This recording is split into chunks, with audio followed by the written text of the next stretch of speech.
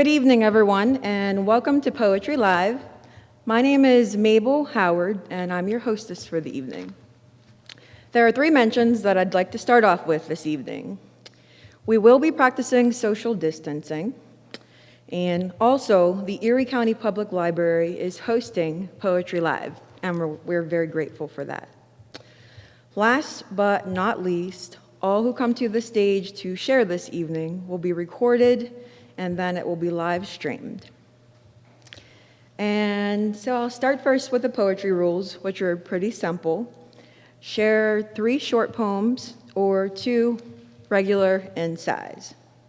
If you get a wave from Chuck, that means just stop. Just joking. All right. All right. So I'm going to open the mic with a very short piece that was inspired last week by my phone. This is called Someone's Cell Phone. The only way to be sure that it does not ring is to simply power it off.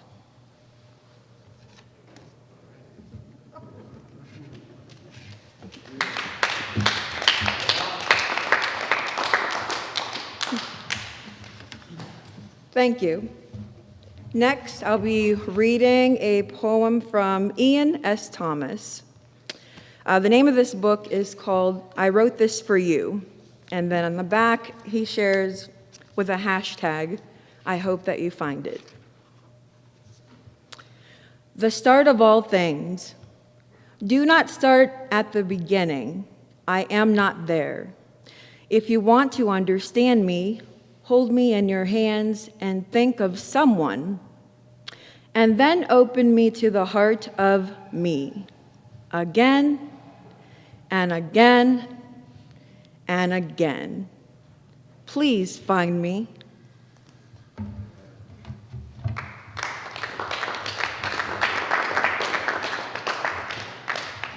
Thank you. So now I will open up the mic to the next poet that's ready to share.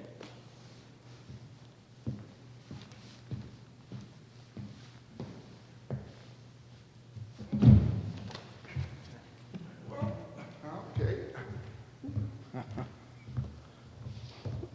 I'm Danny Mitchell, and oops, my hearing aid just fell out.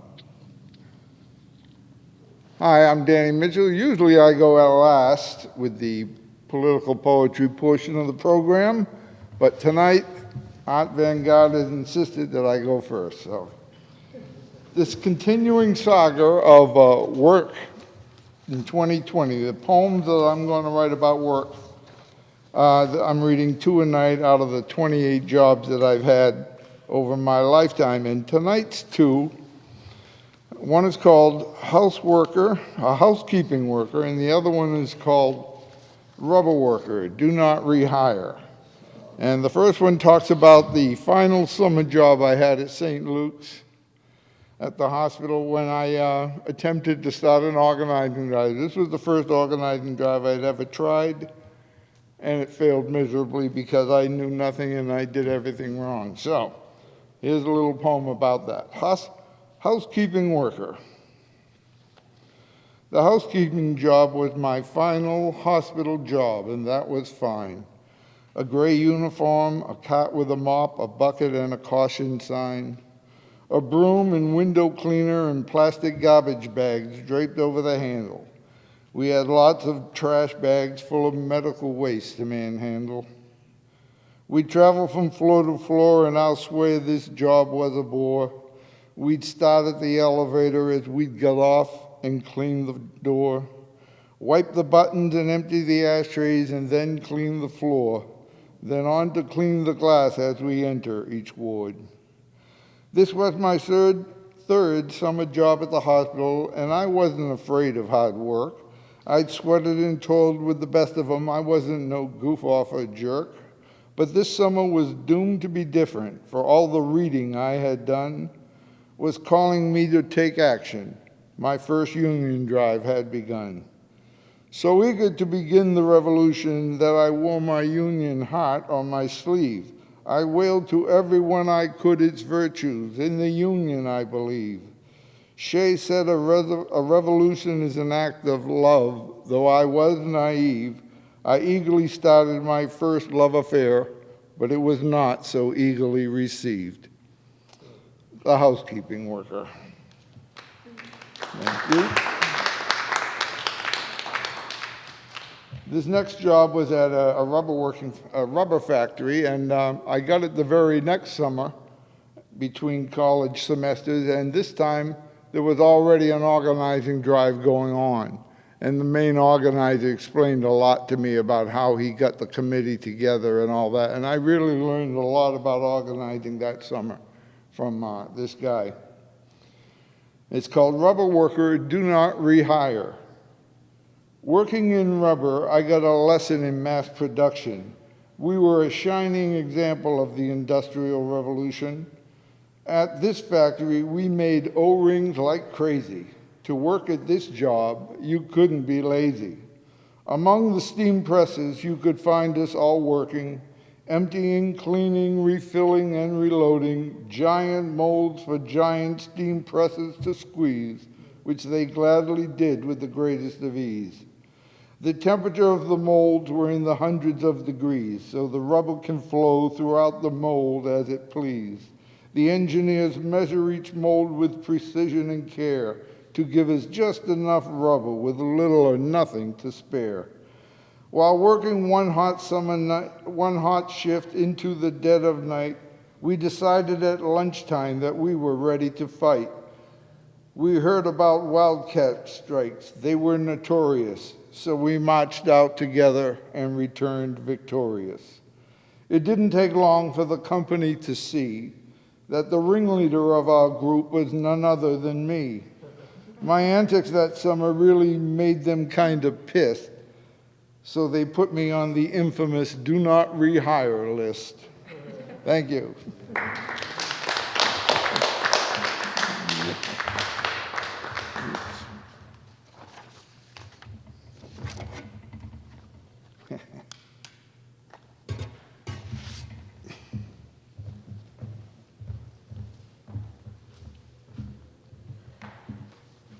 Hello, I'm Thasia Ann. Most of you know me. I think it's really cool that we paired up with Cam, because that's awesome. I am a social worker, and I do a lot, especially in October, for the awareness of domestic violence. So I have this book that I wrote called Subtle Shade of Bruise, and I'm going to read you a couple from it. October. October is National Domestic Violence Month. Not that you're supposed to wait and send her to her fate only in October, but in October, those who live sane, safe, solitudinal lives, those who actually love their wives, well, they're supposed to think, give a thought to women who lost lives, nearly perfect wives trying to survive, or girlfriends trying to fend off blows, not from foes, but loved ones carrying guns and knives that end young, sweet lives. And he'll say in dismay, if I can't have you, no one can. Well, man, no one has or owns another, especially not your baby's mother.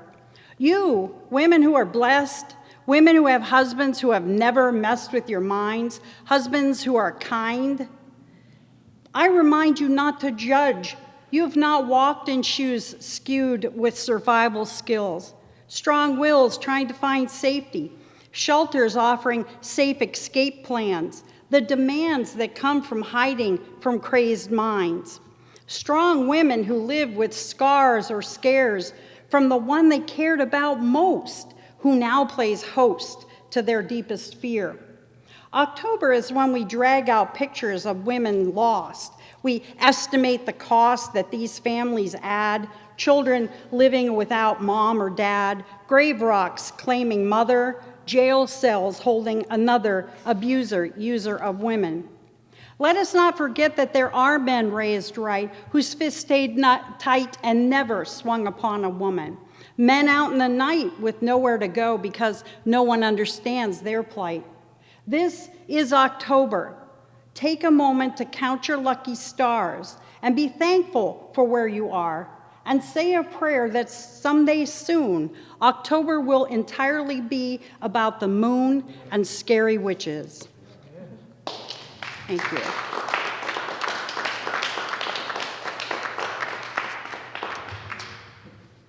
And my other poem for tonight is called Boll Weevil. My soul had been pummeled like a cube steak, and any long-gone ego plucked like a soup chicken. The man that I had carefully picked like prime cotton, after weighing all the others, he turned into the boll weevil feeding on me and my joy. I still look better today than I did 30 years ago, where my license picture showed lifeless eyes and lackluster hair as I fled. He has had 5 divorces, 3 long-gone live-ins, and is alone today, still wondering why he couldn't find a single good woman. Thank you very much.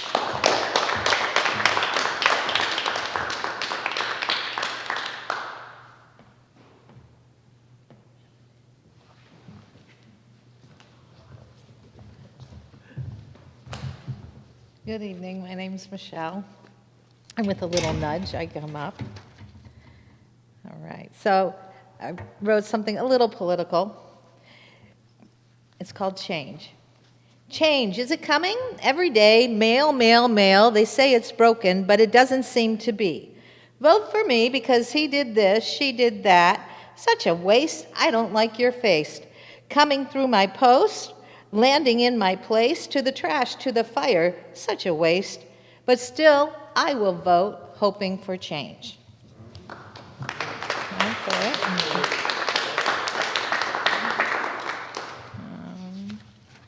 Let's see. This is called Possibilities. The cold air smacked my face when you walked in. My eyes grabbed yours, revolutionary sailor, stern, straight, black cap, merchant sailor navigating gray concrete waves, sailing into Port Erie, revolutionary sailor, leader of words, lock eyes again, magnetic, geographic poles. Apart is the reality I learn. But for tonight, I am aware of your starboard, your bow, your stern. Straight black cap and now kind blue eyes. I watch as you are revered as captain of this worldly crew. I don't know you and want to sail with you. I sit for a moment, magnetized by how your words you give me with a thank you. They find me in Port Erie. And still I wonder how your poetry is that I'm reading as your thank you. But then I have to write my words down. That's it. Thank you.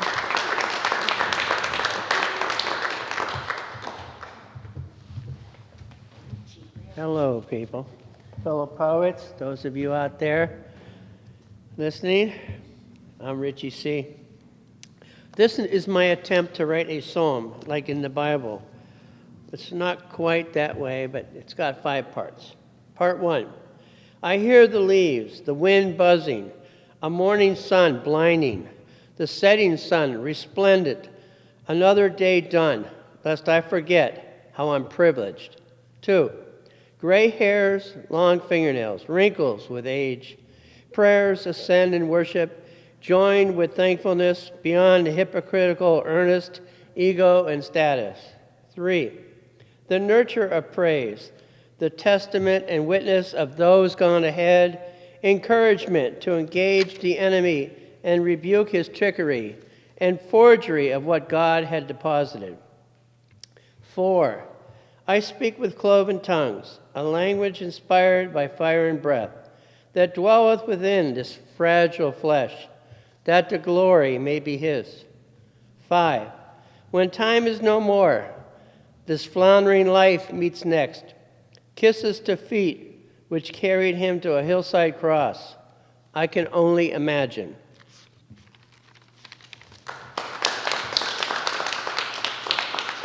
Let me get this one. Let's find it where it is.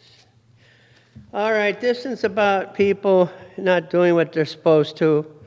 You know, like a lot of people, well, like me, anyone else, you know, about not taking care of their health.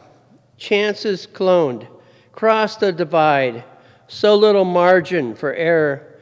We gamble with our lives, things we know we shouldn't eat, give us indigestion, or stop us from breathing. Sweet, sugary things which raise blood pressure. Salt in our diet which raises the blood pressure, and sugar. The doctors warn us, lose some weight. A stroke is pending. The odds are threatening. You shouldn't drink. The liver isn't functioning. If you are planning something, do it now. You're on your way out. Look into your heredity. Get a routine exam to avoid being like them. Why don't we give a damn? Want buried or burned? No one lives forever. Who wants to die an old man? Gray-haired in a rocking chair, losing his identity, forgetting the memories? You have a right to choose how to die. Sadly, some wish they had never been born. So distressed, discouraged, it's become their normal. All their dreams have been broken, unable to live in the moment. Our other folks have been shortchanged, but are still okay. None the worse for waiting. At least there's no long lines, unless you're suffering or grasping after nurses' aids. Death is inevitable. It creeps. It stills. It even makes someone a hero. And just maybe, it has flashbacks.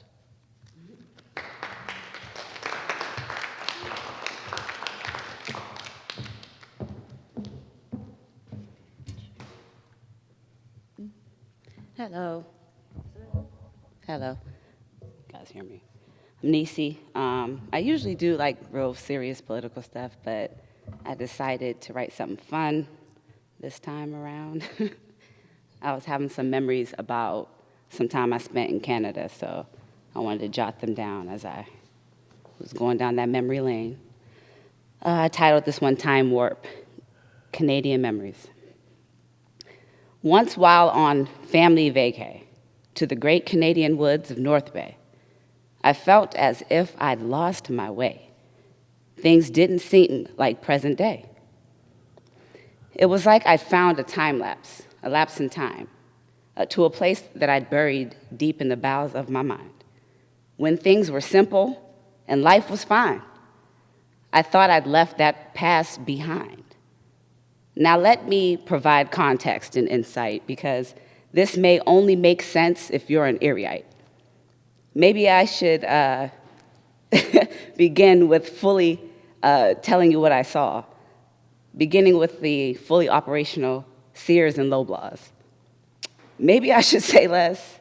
Maybe you think that I wrote this in a mess, but I promise you people, I saw a Payless.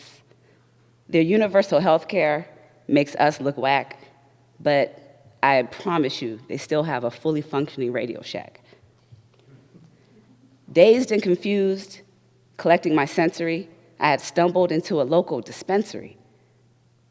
Asked for directions, and to my good fortune, it was 1 mile to my destination and a block from a Tim Hortons. So that was that one. I just tried to be funny.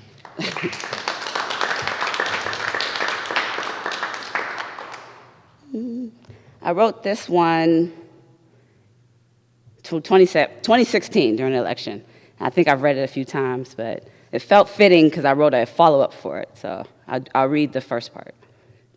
This one was the 2016 inauguration. Dear Commander-in-Chief, skin more orange than the sun.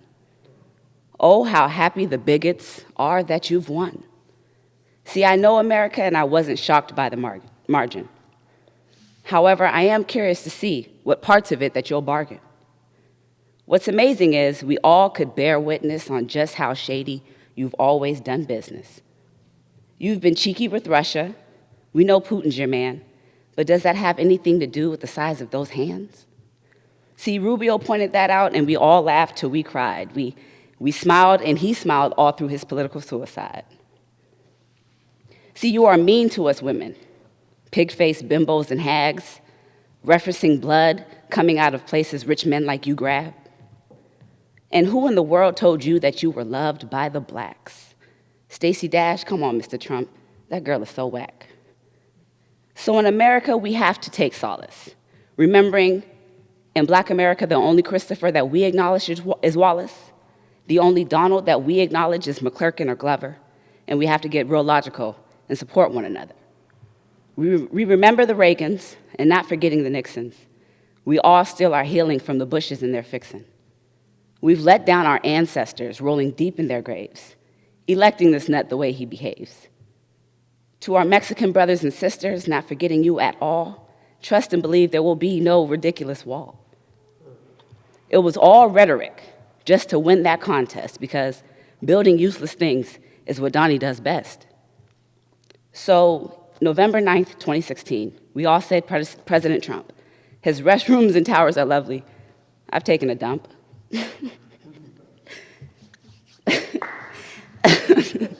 Sorry. And as a strong Black American educated woman in America, I say this with pride. Mr. Trump, you are now the ass America rides.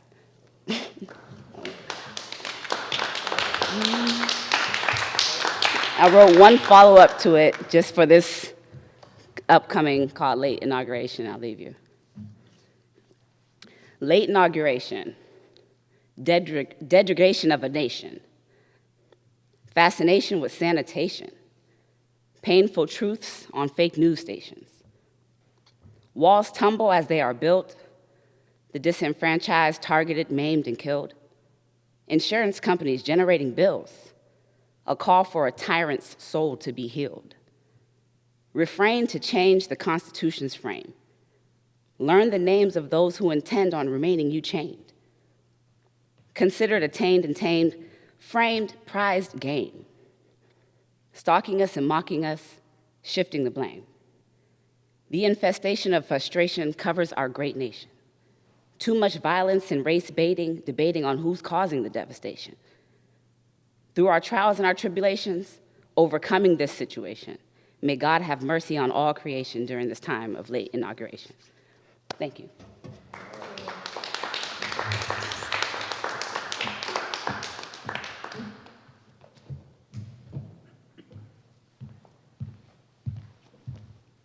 Hello, everyone. My name is Patrick, and I have two poems for today. Both of them are sort of nominally about where I grew up. I mean, they are, but yeah. Here we go. The first one is called Buckpole. Buckpole. Through this time, as the bus pulls up to the hunt and bait shop, their antlers branching off into the dusk blue mist, the bowlines tight over brown and white fur. In the sunlight, the gunshot wounds are obvious, rust on their underbelly and the neck. Hunters with thermoses nod and chatter between coffee sips.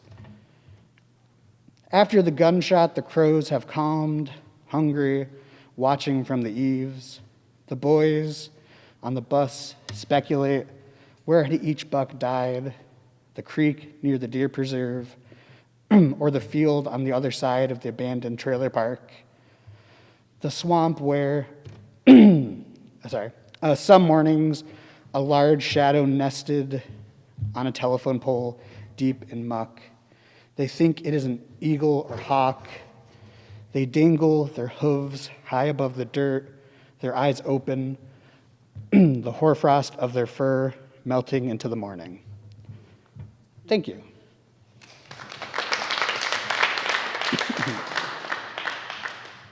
Okay, this one's a little shorter.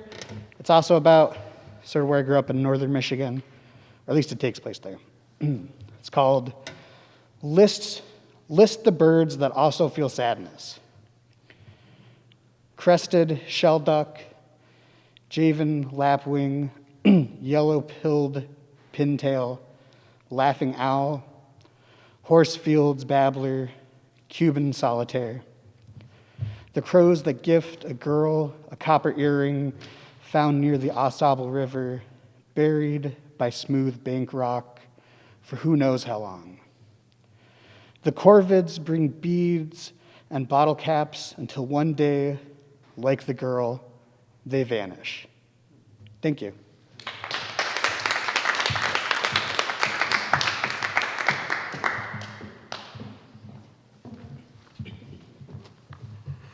Hello, I'm Chuck Joy. I have 3 poems. The first one is called Fake Weather. Distant train horn, fantastic organ, a loud giant playing from an invisible stage, fat chords, wildly dramatic, welcoming me outdoors. Cool afternoon, stiff breeze stirring, dark trees, their leaves an agitated chorus. Mottled sky totally overcast, wall to wall. White cloud rippled with gray, threatening rain. Already maybe a fine spray, barely droplets. I check my phone. No rain symbols. The shower that follows can't be true. Fake weather. Thank you. This next one is going out to my wife watching at home. Dawn, dedicated to you. The poem is called Look, I'm Clapping.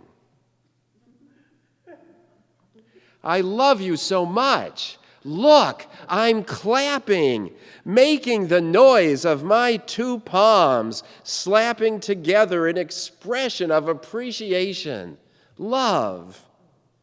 I'm rising from my seat on the aisle, the whole packed house standing, our ovation persistent, no sign of stopping. Me, the rest of this row, the section, the entire orchestra, the balcony, we're all applauding my ruckus, one small contribution to an immense chorus.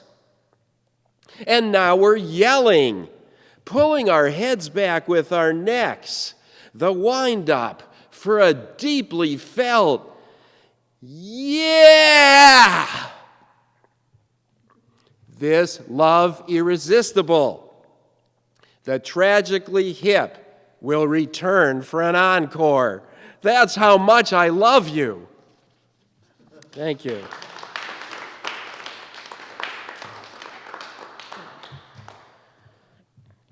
And finally, this poem is short, but it's 3 parts. It's called Privileged with Mobility. Speech. 1. Trees. Passengers, as we are passengers, companions to our habitation of this earth. Immensely patient creatures, trees, content with their location, their silence, joyful in perpetual contemplation. 2. People trail a shadow, another meaning behind their every move, their speech, a popular behavior, sometimes the simultaneous translation loud enough to become the message. 3. Sandy's convertible, Sandy at the wheel, her red hair tied with a yellow scarf. Young Keats across the back seat, perfect fit. His head against the window ledge behind Sandy's head. They're having a conversation. Thank you.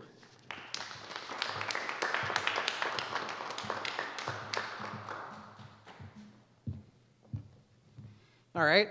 Well, it looks like I'm the last one. I'm Todd. I'm going to read a few. So, it's about time for the weekly dose of Dorris, but sadly, this is the point where Dorris comes to an end, because tonight I'm reading the last 2 parts. And I know for you who've been watching or have been coming every week, you probably are wondering, what is Dorris? Like, why? What does it mean? So I wrote a little bit of an explanation. Dorris is a dream logic narrative poem that uses jumbled puns and sonic word salad in order to convey the descent into and descent out from some unspecified madness. Dorris might not be one person, but a collection of people to whom the speaker addresses as such. And Dorris might be God. She might not. Do you know? All right, so with that, I'm going to read the last two parts of Dorris, part 9. Dorris, the choice is yours. Up lean the effrontery. Slim slam the shem sham and the humble bee. See is one, the bird and the tree will believe its leaves into bee. I make no guess. Abounding my chest, I'm in arrest with the best of our best, and the tallow is all holy and dressed. A treaty fallow, a sweet marshmallow to grind and bind you to the wheel, and the rack squeals like sticky glue. The empire wears no clothes, and the horses have no shoes. Dorris, shore us. We've got 15,000 miles to go and everything to lose. And until I'm old, or until I'm cold, and until I'm bold enough to follow your bead, I'll hold your mead and let the whisper of your memory lead. Dorris, Dorris, porous pie, I thrust that you won't let me die. Thank you. This is the end. I never have to read Dorris in public again. No, I'm just kidding. I'd love to. So this is part 10 and the end of Dorris. Malice in Dallas. I'll ask for a salad, but you better eat it this time, Dorris. Turns have been tabled. Your journey may one day be fabled, and I am as stable as a horse's house. Don't call me Anne of Green Gables. I'm a sorcerer now. I've a chip on my prow, and I bow when and only when I want to bow. It's just you and me, the here and the now. I'll explain it to you later once I've figured out how. And that's Dorris. Watch all the other episodes for other wonderful poets and the rest of that poem.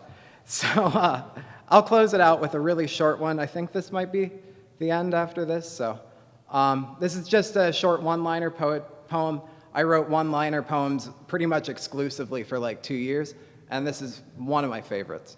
It's called Bunny. A creature of habit, I won't shriek when I catch a rabbit, but I'll cry alone when its eyes are closed. Thank you.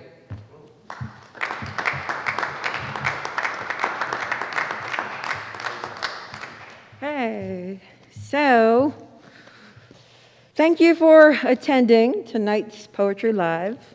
At this point, give a round of applause to all the poets that shared.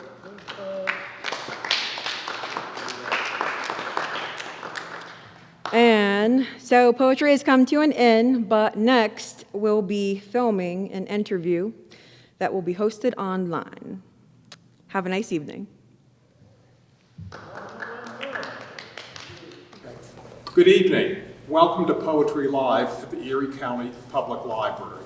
I'm Blaine Dessy, director of the library, and I have the great pleasure tonight to be able to interview Todd Paropacic, a local Erie poet. I've been looking forward to this for 2 weeks because I've been listening to his poem, Dorris, and I have so many questions for him. So please join me while we talk to Todd and find out a little more about Todd, himself, and his poetry. So Todd, let me jump right in. All right. So tell me about your interest in poetry generally, and are there particular themes or influences that guide you or that you're drawn to? Okay. Well, poetry in general, I was initially drawn to it when I was in 10th grade because I took a creative writing class. And I just, I started, I think I tried to write poetry when I was very young, like in 5th grade and being a preteen, but it just didn't take. But when I picked it up in high school, ever since I had that class, I've carried a journal on me, Like wherever I go, I'll go to a friend's house, I'll go to get a drink, in other times, but I'd go to a music show and I'd always have my journal with me. But I had started in high school. And generally, I'm drawn to writing. I like to write a lot about dealing with like mental trauma and emotional trauma. I think that's what I start, that and, love poetry because young high school boy and, Everybody loves love. Right. But I think that's where I really started to cut my teeth at writing about more than my minute-to-minute whims, was when I started to try to deconstruct and understand what I was going through personally and what I saw other people going through. So I used to write a lot of that, but I reached a point in college where that's all I was writing. And I couldn't open a notebook without seeing something that was talking about sadness or pain or something. And I ended up making the decision to trade that emotive writing for something that's just completely has no emotion to it, has no kind of line to it. And that's where I got to the nonsense poetry, which is kind of what spawned Dorris. As far as my influences go, my primary poet influence who's a poet is, just forgot his name, T.S. Eliot, and his metaphysical kind of explorations of the concepts of time and all sorts of things of that nature. The first poet I really enjoyed was Sylvia Plath, which explains the emotive writing. And I've actually found that a lot of my favorite modern, I guess, well-known poets, like nationally or internationally known poets, are songwriters. So they are John Darnell from the Mountain Goats, who writes some of the best slice-of-life poetry you'll ever find, and Matt Berninger from the National, who tends to write very, he's actually where I get a lot of the inspiration of that magical realism, surrealism. But yeah, that's where I come from. So, what I find interesting is that you're a relatively young poet, and yet I'm hearing how you've already gone through phases, right? Like artists do. You start in one place, and then you grow older, or you mature, or you have influences, and suddenly you find yourself in another place as an artist. It's just very interesting to me. I think I'm a novelty addict, and I think that comes through with my my poetry and all. I'm involved in a lot of other art forms as well, so I just tend to jump around. So describe novelty addict. I've not heard that phrase before. That was a little off the cuff. I actually don't quite. What I mean by that is that I get bored very easily, so I kind of, even with my own writing, with my songwriting, with my show, I have to change it up every few months, like every few years sometimes, just to make it feel like I'm doing something worth my time. Because I'm not a person who believes beating a dead horse is an effective means to get anywhere. So what other art forms are you involved with? Well, I acted in college, throughout high school and throughout college. I actually went to Gannon University for 5 years and never graduated for a degree in theater and communications. And that came back recently because I started running a Facebook and YouTube show called 6 O'Clock with Todd. So I have that going on, and 6 O'Clock with Todd is it's like a cringe humor variety show where I interview local musicians and ask them silly questions about like, what kind of spatulas do they like to use when flipping an egg, and what's better at mixing a drink, a spoon or a whisk? While also, asking about their influences. Exactly. But, so I do that. And I also am a singer-songwriter under the name Jumper Jamboree. I've been doing that for about 7 years, and that's just me and an acoustic guitar singing songs. And I also dabble, and I emphasize dabble, in illustration. Okay. Because I had a writer's block for 2 years, and I needed something to do with my hand. Right. So tonight, earlier, you finished reading your poem, Dorris. And I've read it several times because I wanted to be prepared Of course. for this evening.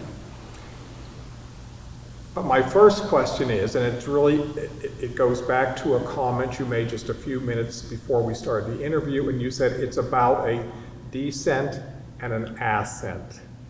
And I want to know what that means. That image just really struck me when you said it, and I thought I need to find out what he means by that. Okay. Well, just to preface, in order to give that explanation, I myself read that poem over and over and over for about 2 months. And that's the best explanation I have so far. But it's what as I've been kind of reading it and trying to figure out exactly what I was saying, I kind of noticed that there is actually what I read today, Dorris Part 9, it's almost like a call to action. Whereas the first part of Dorris, Kool-Aid and calculated risk-taking, a brisk walk on the mild side has left you wanting more, it sounds like you're kind of straying from a path. Right.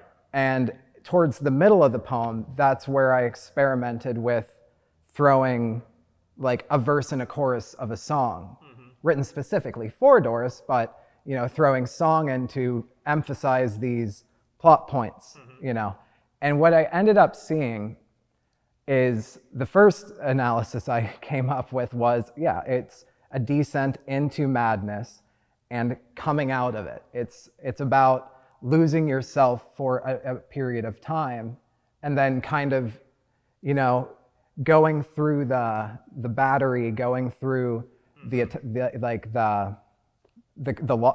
feeling lost, right. And then coming out a stronger, more steady person.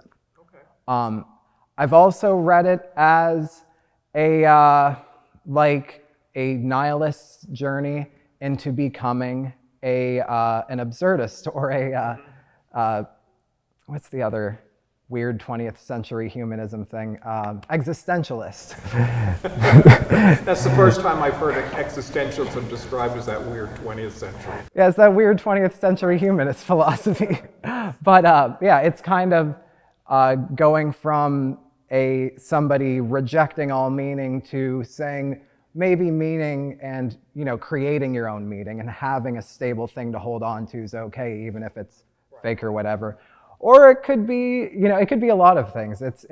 But what keeps hitting me as I read it is it seems like the poem is an immersion into an unfamiliar world, and then it ends taking you out and saying, okay, now deal with normalcy. Okay.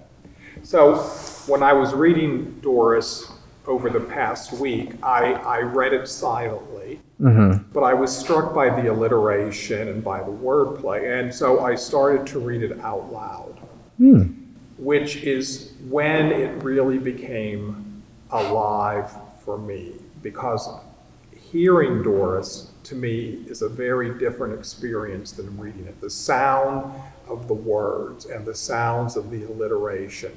So when you're writing poetry, is that in the front of your mind, not just the words, but the actual sound? It depends on the style of poetry that I write.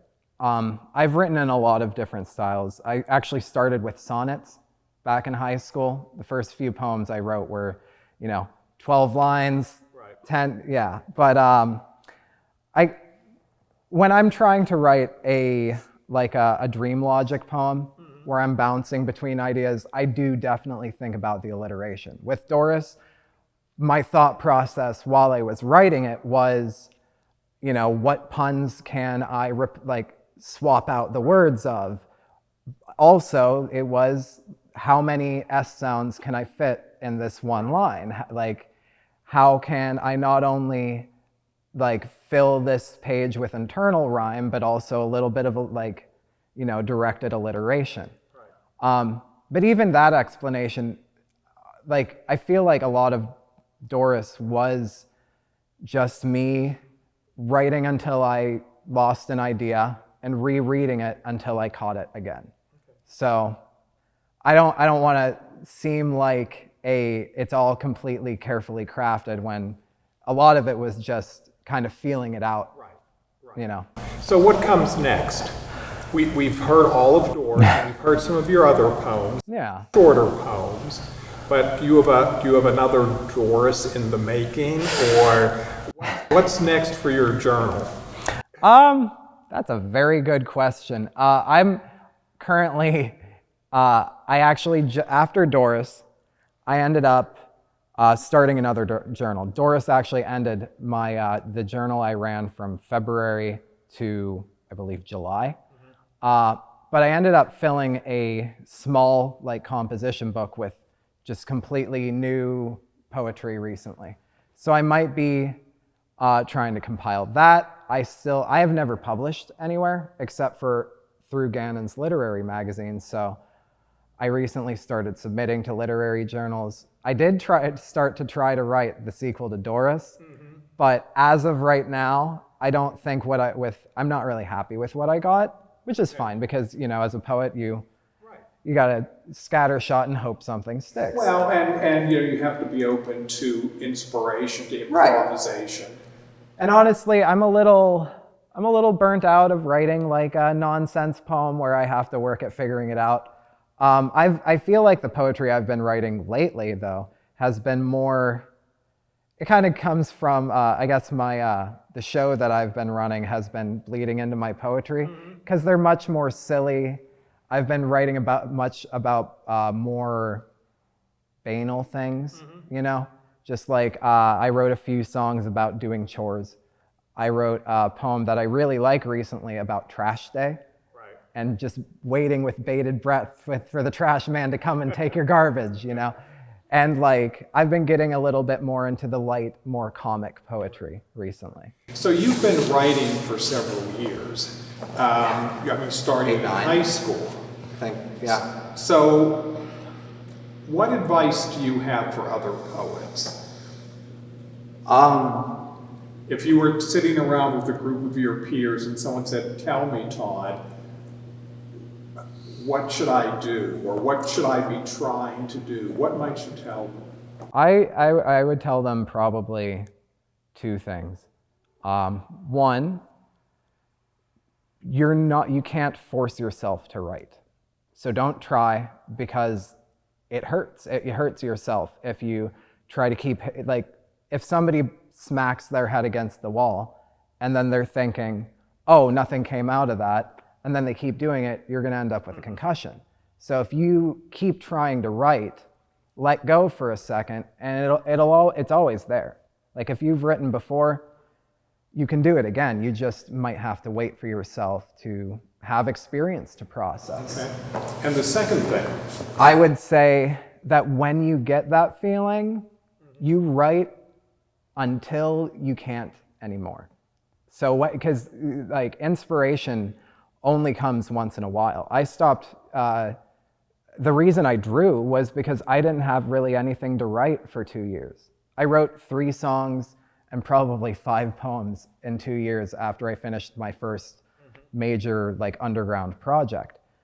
And for a while, and that's where it kept coming back to my first advice. I beat myself up because I was I'm a writer. I've been doing this since I'm 15. I should always write, but that's just not how it is. And recently, not until everything happened, I found the time and the inspiration to do something. And once you get that inspiration, hold on. Okay. So you've been in Erie for a while now. Mm-hmm. What would you like the poetry scene in Erie to be like? Obviously, we're doing weekly poetry sessions here at the library. Before that, there were meetings at Calamari. And frankly, Erie has had a vibrant poetry scene for some time.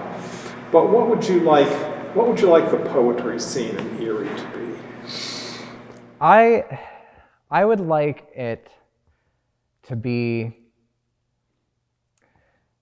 I'd like it to be a little bit larger, and I feel like I know a lot of poets, or a lot of people who have written poetry that are afraid to come. And I don't really think that's really at fault of the poetry community in and of itself. Because, I mean, I just kind of jumped in like last year, and they've been very welcoming and kind. But I'd like to see more diversity in age, more diversity in race, just more diversity. Because right now it seems like a lot of the poets that I run into all the time at these events are poets who've been coming to these events for an upwards of 10, 20 years. And I would just like to see some more people who haven't read poetry in front of people, but keep a journal and, I'd like to see some of those people come out of their shell and, Poetry requires bravery. It does, because it's the rawest form of art. Like, if you're a musician, you're hiding behind your voice and your guitar and all the instruments. If you're an actor, you're hiding behind a fake character. If you're a novel or short story writer, you can hide behind the plot and the characters. But when you write poetry, even dishonest, funny poetry, there is no wall between the writer and the reader. Like, even me writing my nonsense poetry, there's no wall, Right. Well, thank you very much, Todd, for spending some time with us. Thank you for having me. Thank you for watching this interview with Todd Paropacic, an Erie poet. Hope you're watching, Grandma. And we hope you're watching Grandma too. So on behalf of the library, all the poets who are here, everyone who contributed to this effort, thank you, and we'll see you next time.